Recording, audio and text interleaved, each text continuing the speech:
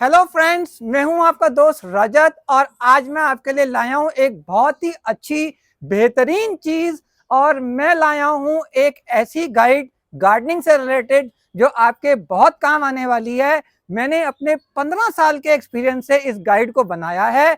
मैंने इस गाइड में बात करी है कि एक बेसिक गार्डनिंग की टिप्स क्या होती हैं, किस तरह से एक पौधे का सही चुनाव करना है, उसकी मिट्टी, गमला और खाद कैसी होनी चाहिए, और भी ऐसी कई बारीक चीजें हैं जो हम अक्सर नजरअंदाज कर देते हैं और फिर हम कहते हैं कि गार्डनिंग हमसे हो ही नहीं सकती। तो ये गाइड आज आपके लिए है। तो चलते हैं आज के वीडियो में और बात करते हैं दी complete beginners guide for gardening. तो चलते हैं आज के वीडियो में। आज मैं आपको दिखाता हूँ 6 या 7 ऐसे बेहतरीन फल के पौधे जिनको आप अब इस मौसम में लगा सकते हैं।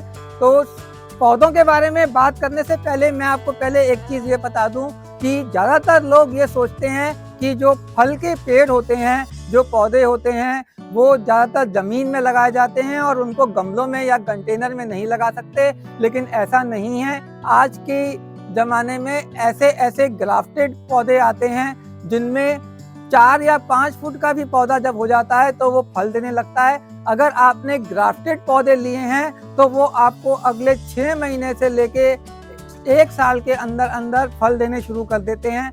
आते हैं इसी अमरूद के पौधे में। मैं आपको दिखाता हूँ, ये मैंने पिछले साल लगाया था और इस वक्त ये ग्राफ्टेड अमरूद का पौधा है। इसको बोलते हैं ताइवान अमरूद की वैरायटी है। इसमें पिंक कलर का रेड अमरूद आता है। तो इस वक्त इसमें 5 या 6 अमरूद लगे हुए हैं। आप देखेंगे ये एकदम रेडी है। करीबन मेरे ख्याल से आधा किलो का अमरूद है ये, इतना बड़ा।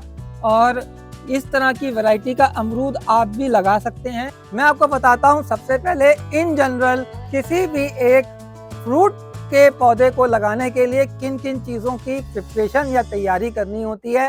सबसे अच्छी चीज़ जो आपको सबसे पहले देखनी है वो है कि आपने उस पौधे की वैरायटी क्या है, ग्राफ्टेड है कि नहीं है, और आपने उसको कहाँ से लेना है। तो ये चीज़ें हैं प्लानिंग ऑफ द प्लांट।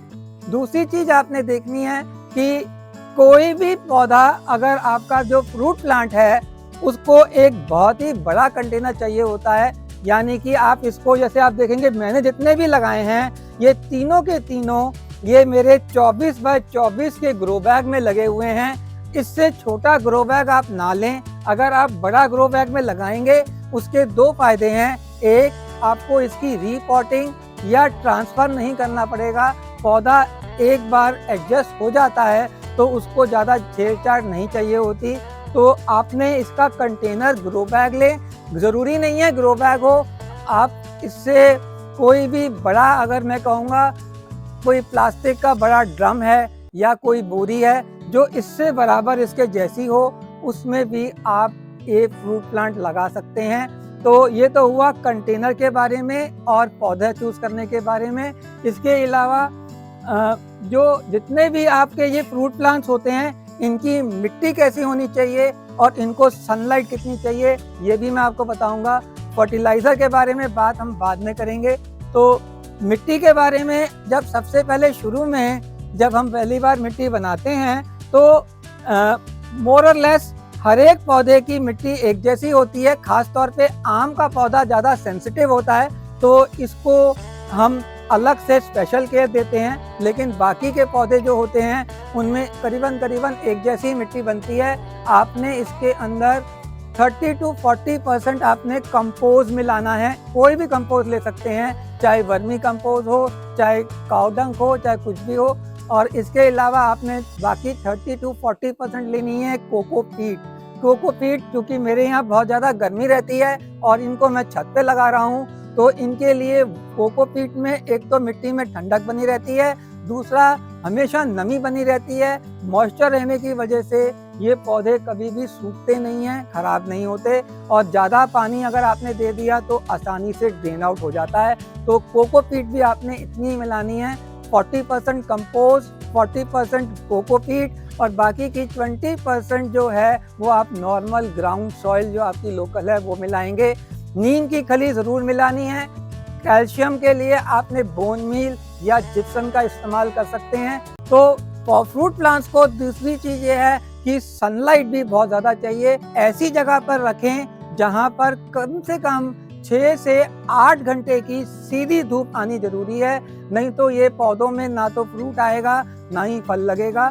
तो ये हो गई हमारी कुछ की जनरल टिप्स। फ्रूट के पौधों में हम एक गलती ये करते हैं कि जब भी पहला फूल निकलता है या पहला फल लगता है, हम उसको और ज़्यादा खुराक देते हैं कि ये जल्दी हमें फल मिल जाए, पर आपने ऐसा करना नहीं है। आपने उस फूल को तोड़ देना है और उसको फल नहीं लगने देना। ऐसा ही मैंने कुछ किया था इस अमरूद के पौधे में। सबसे बड़ी बात ये होती है कि जब तक आपका पौधा घना और मैच्योर्ड नहीं हो जाता, वो आपको ढंग के प्रॉपर मैच्योर्ड फल नहीं देगा। तो आपका पहला पर्पस पहले 1 साल में यही होना चाहिए कि आप इस पौधे को जितना ज़्यादा घना बना सकते हैं उतना आप प्रूनिंग करके इसको घना बनाएं। जब आपका पौधा फ्रूटिंग करने लगे, फ्लावरिंग करने लगे, तब आप इसमें थोड़ा सा यानी कि 1 बाल्टी पानी के अंदर 2 चम्मच NPK डाल देंगे, तो ये आपके फ्रूट के जितने भी प्लांट्स हैं उनकी नीड को पूरा कर देगा। मौसमी, नींबू और संतरा यानी कि कीनू या माल्टा, ये तीनों एक ही फैमिली के एक ही वैरायटी के पौधे होते हैं, तो आप इनको एक जैसी केयर कर सकते हैं। इन तीनों पौधों में एक खास टिप ये होती है कि इनको पानी ज़्यादा नहीं देना होता। आपने अगर इनको बहुत ज़्यादा पानी दे दिया तो ये सारे अपने फूल झड़ जाते हैं और फिर इनमें फल नहीं लगते। और दूसरी चीज़ ये है कि इनको कैल्शियम और पोटेशियम की मात्रा बहुत ज़्यादा चाहिए होती है। इसके अलावा अब मैं दिखाता हूँ, ये है मेरा अनार का पौधा। तो पिछले साल मेरे को करीबन इतने बड़े बड़े करीबन 250-250 ग्राम के 8-10 अनार के मुझे फल मिले थे। तो अनार का पौधा भी थोड़ा थोड़ा नींबू के जैसा ही होता है, लेकिन इसमें जो खास मिनरल चाहिए होता है, इसके अंदर बहुत ज़्यादा अगर फ्रूटिंग करनी है तो इसमें चाहिए होता है थोड़ा सा बोरॉन, जिंक और आयरन। इसको भी आप दे सकते हैं तो ये पौधा बहुत अच्छा चलता है। सबसे इम्पोर्टेंट और ज़रूरी चीज़ होती है कि आप चाहे अपना किचन गार्डन बालकनी में बना रहे हैं या फिर आप अगर छत पे बना रहे हैं, सबसे ज़रूरी चीज़ ये है कि आपके जगह पर सनलाइट कितनी आती है, यानी कि धूप कितनी देर तक आती है। जो मेन ऑब्जेक्टिव है वो ये है कि अगर आप खुद की बहुत सारी सब्जियां लगाना चाहते हैं, जैसे कि गोभी, बैंगन, टमाटर, आलू और ये सभी सब्जियां जितनी भी होती हैं, इनको 4 से 5 घंटे की धूप सीधी आनी ज़रूरी है। क्वालिटी के बीज आप ऑनलाइन भी मंगा सकते हैं या फिर आपको अगर समझ है तो नर्सरी से आप वो वाले बीज लें जिसके ऊपर क्वालिटी बीज हाइब्रिड होने चाहिए, देसी बीज नहीं चलेंगे। जो हाइब्रिड बीज होते हैं वो ही आप लें। तो ये था बीजों के बारे में। इसके बाद हम बात करेंगे प्लानिंग में तीसरी चीज यानी कि कंटेनर। तो अगर आपने सब्जियां डिसाइड कर ली हैं तो मैं आपको ज़्यादातर एक मोटा ये कह सकता हूँ कि जितनी भी पत्तों की सब्जियां होती हैं, जैसे कि सर्दियों में हम पालक, सरसों, मेथी, धनिया ये सब लगाते हैं, तो उसमें बहुत ज़्यादा गहराई नहीं चाहिए होती। आपने अगर उसमें हमें सरफेस एरिया ज़्यादा चाहिए होता है। तो अगर आपके पास पहले से ही कुछ गमले हैं तो आप उन्हें इस्तेमाल कर सकते हैं। लेकिन अगर मैं जैसे तो पहली बार अपने लिए किचन गार्डन की तैयारी कर रहा हूँ, तो मैंने सभी चीज़ें ऑनलाइन खरीदी हैं। तो मैं तो ग्रो बैग ही प्रेफर करता हूँ, क्योंकि उनमें वेट भी कम होता है, पानी नहीं रुकता, और जो ग्रो बैग होते हैं वो डिफरेंट साइज में, अलग अलग साइज में आपकी नीड के हिसाब से आपको मिल जाते हैं। जिस तरह से मैंने आपको बताया था, ये मैंने अलग अलग साइज के कुछ ग्रो बैग्स खरीदे हैं। इनको कैसे जोड़ना है, कैसे लगाना है, ये भी मैं आपको दिखाऊंगा। और ये मैंने 5 किलो का एक कोकोपीट मंगाया है। 5 केजी मेरे पास और भी है। तो कुल मिलाकर मैं जितनी सब्जियां लगाना चाहता हूं उसके हिसाब से 10 किलो कोकोपीट है मेरे पास। और इसके अलावा 10 किलो ये मेरे पास वर्मी कंपोज है। और ये हैं कुछ फर्टिलाइज़र जो हमें डालने होते हैं हर 15 या 20 दिन के हिसाब से। तो ये सिर्फ दिखाने के लिए मैंने दिखाया है। आप थोड़ा सा तोड़ लें तो इस तरह से ये कोकोपीट को टुकड़े करके हम पानी में डाल रहे हैं ताकि ये बिल्कुल ही फूल जाए। अब हमने पूरी कोकोपीट इसके खाद के ऊपर डाल दी हुई है और वर्मी कंपोस्ट को हम मिक्स कर रहे हैं वॉल्यूम के हिसाब से। और अब हम इसको पूरे को अच्छी से मिक्स कर रहे हैं और इसमें अब हम मिला रहे हैं काऊ डंग मैन्योर।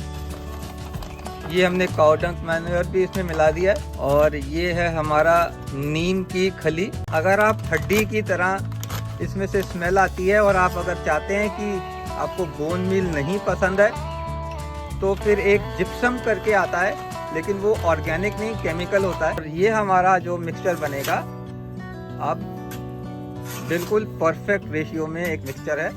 ये है अब हमारे ग्रो बैग्स। तो ये है हमारी जगह। फाइनली एक यही ऐसी जगह है जहाँ पर मेरे पास 4 या 5 घंटे की सर्दियों में धूप आती है। अब हमने इन सभी ग्रो बैग्स में इस तरह से मिट्टी भर दी है।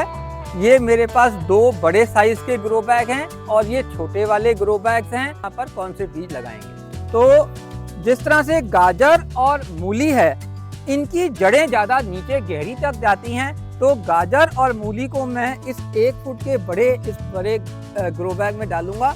मैं लगाने वाला हूँ आज ये बैंगन, फूल गोभी, गाजर। तो इसी तरह से आती है बारी टमाटर की।